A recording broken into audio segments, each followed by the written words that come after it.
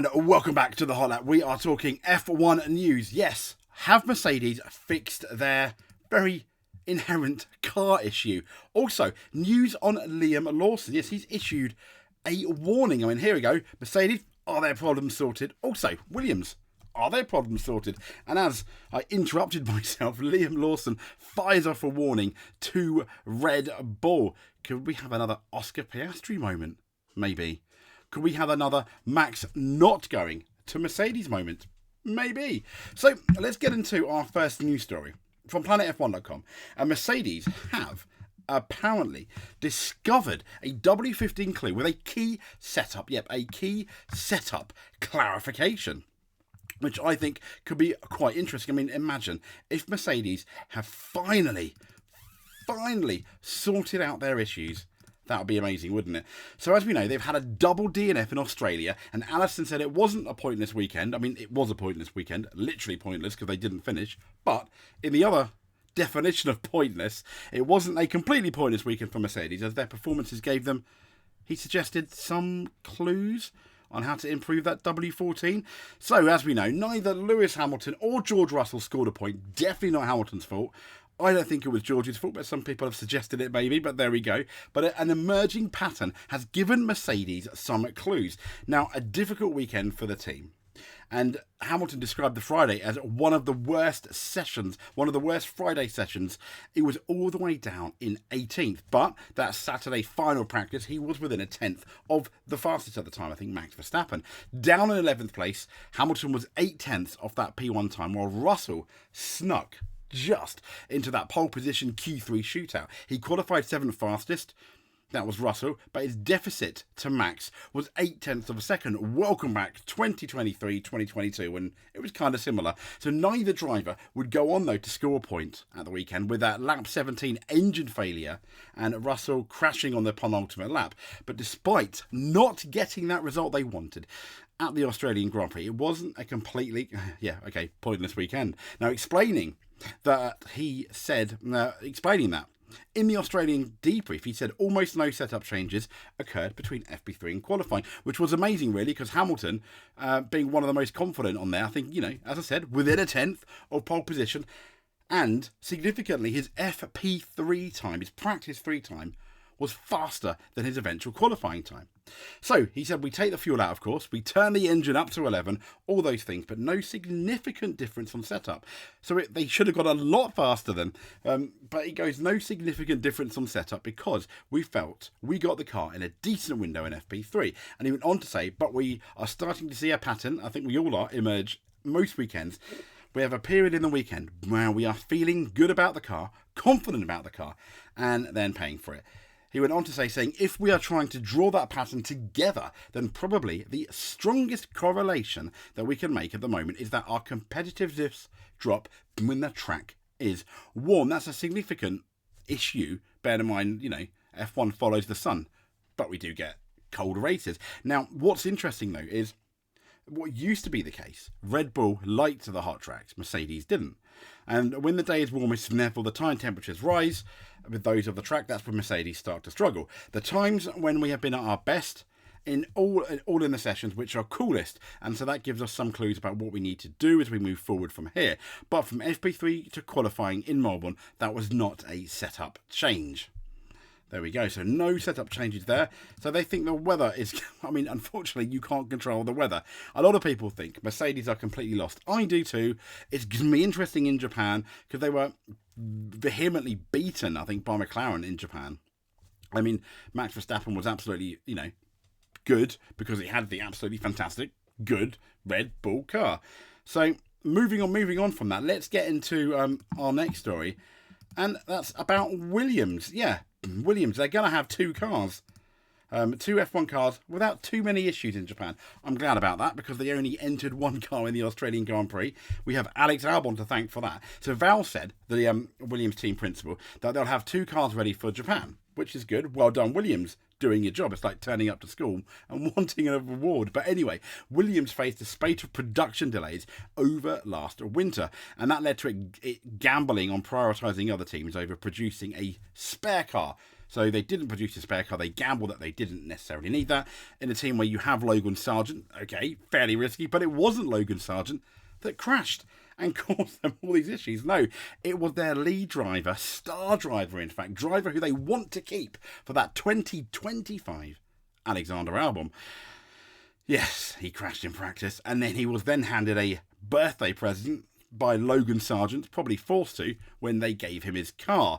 Now, the American, having to sit out the rest of the race at the weekend, sat on the pit wall. I can't be the only one that felt sorry for him. Now, in his post-race debrief, Vowles, he detailed, it says here on motorsport.com, the process of having Albon's damaged chassis repaired in time to be shipped out to Suzuka, and that's going to be the fourth round of the weekend. At the time of recording this, that's it's now Good Friday. Happy Good Friday, everyone, just about. But it's going to be next weekend, the weekend after Easter, the Sunday after Easter Sunday. James Vowles basically said, I'm confident we'll be able to fix the chassis. We put measures in place to make sure the chassis was back here very early Monday morning. I think it arrived around 2 a.m. There were already crews inside the building working on that, probably cursing Alex Albon and stripping it down, doing those repairs. We're in good shape for having the chassis back early enough for Suzuka, he said. Actually, back in Melbourne, there are photographs and techniques called NDT, which is non-destructive testing. It allows us to fully understand how big the damage is and what we have to do. Brilliant. It was a lot of damage. I mean, you could see from the eyes, you didn't need NDT, definitely. I mean, you just saw, yeah, that's a write-off. And that preparation, though, Val said, was key. What it meant was already on 2 a.m. Monday, work could start, and I think that's brilliant. So in Suzuka, we'll have two cars without too many issues, but the big issue being that, I don't know if he's going to talk about in the article, is if you have another crash. It's unlikely in Japan. There is gravel. I guess you could roll, but in terms, there are places where you could, because it is kind of like an old school track, but there's many a time where the walls aren't as close, for example, as Australia. Now, Williams remains vulnerable to a repeat of its Melbourne, as this third chassis, it says here, is a work in progress, and Vowles admitted to having to divert resources to repairing Albon's chassis might push back the introduction of chassis number 3 even further. Wow, beyond China. Embarrassing. I mean, the issue is, I want Williams to do well. I like Williams. They are one of my favourite F1 teams. But, I don't know if you remember, James Vowles, yes, James of the Vowles, at the Las Vegas Grand Prix, was moaning and making his point by moaning. Okay, it was kind of like a political speech about how unfair and how wrong it would be to have another Formula One team, aka Andretti, that 11th team, not, they didn't want to share the pie. And then Formula One, not FIA, the Formula One, as in Liberty Media, F1, said, no, Andretti, we want someone that's going to be competitive. And here we have a team, once again, I do like Williams, that can't even have two cars at the races. Massive hypocrisy there, where James Vowles, I thought he was making a good point, as in, he made his points, sticking up for Williams, fantastic team principal. I think he will do gangbusters for Williams, and I hope he brings them back to some level of credibility where they can regularly finish on the podium. Imagine championships. What a turnaround that would be. They'll be making movies about it. But the issue is, James Vowles stood there and slagged was basically slagging this alleged 11th team off, and now, it's not his fault, but we don't have them. I just wanted to have a little rant about that because it did wind me up, especially now when you don't have two cars for the Australian Grand Prix because one of your drivers damaged one and you didn't have a spare. So next time in Las Vegas, we're talking about 11th team. Shh, please. Shh.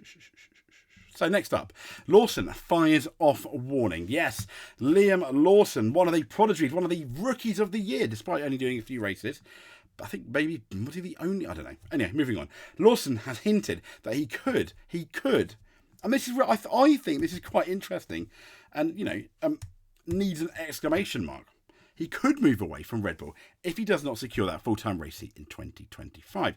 So, Kiwi Lawson, I thought it said Kimi Lawson then, I was like, but Kiwi Lawson, he's been overlooked for the RBC, and I can understand at the time with the information they had, absolutely, and he's another person that he's been, moaning, because he's really whinging, I don't know, passionate, I guess, pick quick one, but really wants to get in the seat, and it was unfair that he didn't get in the seat, for next year. But once again, I can understand. with the information they had at the time. So he had that impressive 5-race stint between the Netherlands, which he did an awesome job, Qatar, and as a stand-in for Danny Ricciardo, scoring 2 points in Singapore. However, it says the management of AlphaTauri opted for Tsunoda and Ricciardo. They think they announced that at Japan, didn't they?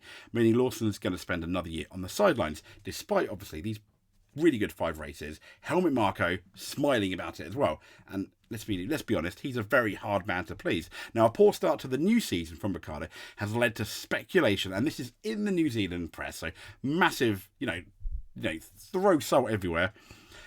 New Zealand press that he could be removed from the seat in favour of Lawson. And speaking before the Australian Grand Prix, Lawson was firm in his desire to be on the F1 grid in 2025, but this was either in a Red Bull backed seat or not. And he said, obviously for me, the dream is to drive with Red Bull, and I've been with them now for more than 5 years. He was telling Fox Sports Australia. He said they're the most competitive team in Formula One right now, so if I could choose, I would drive for them. But my dream is to be in Formula One, and if it can't be with them, then obviously I need to try and make that happen with somebody else. Lawson also touched on his debut in Zandvoort, describing how he immediately knew it was an audition. He said, I definitely knew it was an audition, especially as a junior driver. We're judged on what we do in our junior championships alongside Formula One, Formula 2 and Super Formula. And he said, but at the end of the day, these teams only care about what we're going to do in a Formula One car. Many an F1 prodigy, for example, has come up in Formula One. This guy's going to be amazing, only to be a bit meh. I mean, I remember, in the late 90s, Jan Magnussen. I mean, he did gangbusters in the McLaren at the Pacific Grand Prix. Really, really solid debut when Mika Hakkinen was ill. And then Jackie Stewart was, and Paul Stewart both rating him, and he didn't do very well at all, did he? But at the end of the day, these teams only care about what we're doing in Formula One car. And I knew we'd be judged on those races, and at the time, it was race by race. So, well done, Mr. Liam Lawson. I don't know if I would have gone out and saying he's going to go in another team, but I guess he wanted to fire that warning shot at Red Bull, saying another team could pick me. Absolutely, they could. There are a lot of talented drivers out there, and Lawson now, he's not this potential an F2 wunderkind wonder boy who we haven't seen in the Formula One yet. He's more of a known quantity who did a very solid job, a bit like Ollie Behrman, albeit that was just one race. So could he go to another team? Absolutely he could. I've always said, though, when it comes to Visa Cash App RB, that feels weird saying that, but Visa Cash App RB, I do think it's going to come down to one of those two drivers going, either Ricciardo going or Tsunoda going.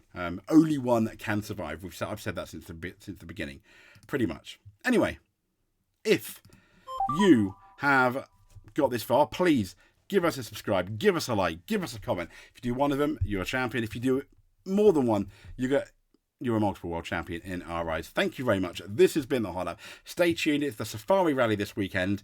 We'll have some kind of video probably out on Friday evening about the day's running. I didn't do one today because it is super late when I finished work. Speak to you soon. Thank you very much.